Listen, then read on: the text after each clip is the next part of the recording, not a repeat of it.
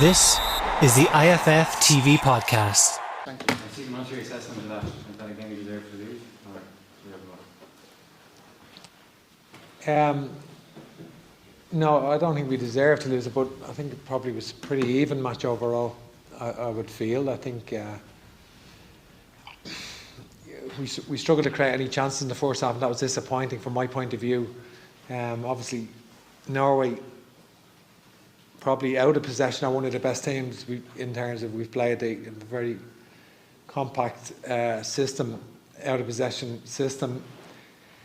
Narrow forward, narrow three, and three pressing forwards, but the spaces on the outside, and we couldn't penetrate enough in the first half, which was we needed to address in the second half. We did that, and Matt Doherty obviously had a lot of joy, and Callum O'Dowd in the second half. We created probably 3 or 4 good chances before we scored, and I think I was pleased that we didn't let the disappointment of not getting them scoring them chances erode our spirit, if you like. And Alan Browne got a great goal. And, we have to work so hard for our goals, so that made it doubly disappointing that we gave the goal, the second goal we gave away, which is so cheap, such a cheap goal to give away, and so disappointing from our point of view. And that's how I say it. Yeah, it's 2 goals conceded on set pieces. This isn't intended as a criticism of those who were there, but your coaching staff is undermanned, and I think John Eustace and Anthony Barry before had responsibility for set pieces. That's not true at all. Okay. I've always been in complete control of defending set pieces, okay. And attacking set pieces. We scored 3 in the last 4.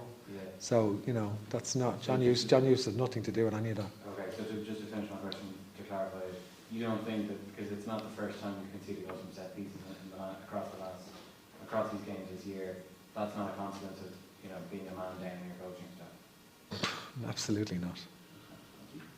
Ed Leahy, please. Stephen, you said earlier in the week that you want the team to hit the ground running when the campaign starts in March.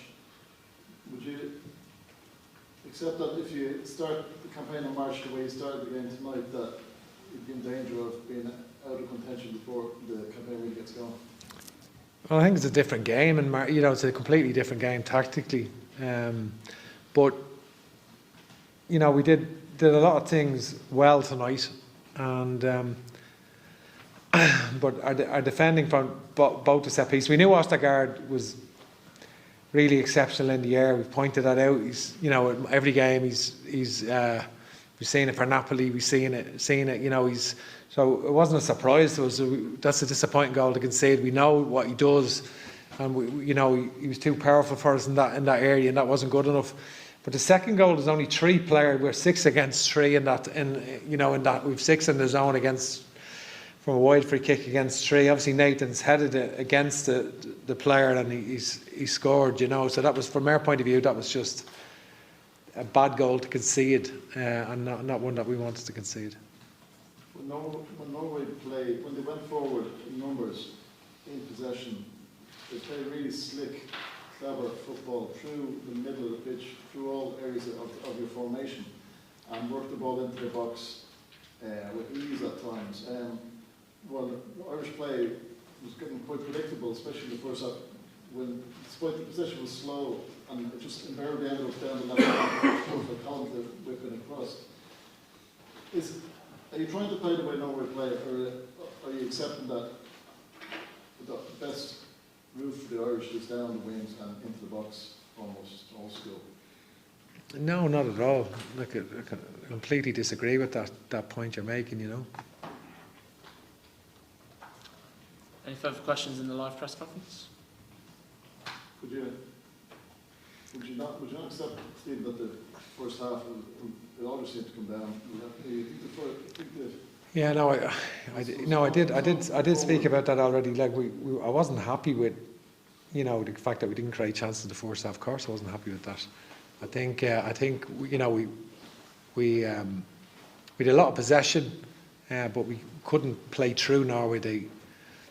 Difficult to play through. We found it difficult to play through in the midfield. It's the first time, obviously, the front two have played together, Callum Robinson and Michael Obafemi.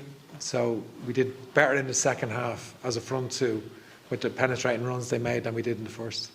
So even in the second half, the momentum came probably through intensity rather than creativity in the classic set. So is that as good as gets, or where is this? Who's going to open up? Who's going to? I don't agree. There was a lot of good play in that second half to create the chances that we did. You know, the reason they came on the wide areas, that's where the space is, the way Norway play, and that's how we had to exploit it. Okay, we did the Prince Huddle just outside.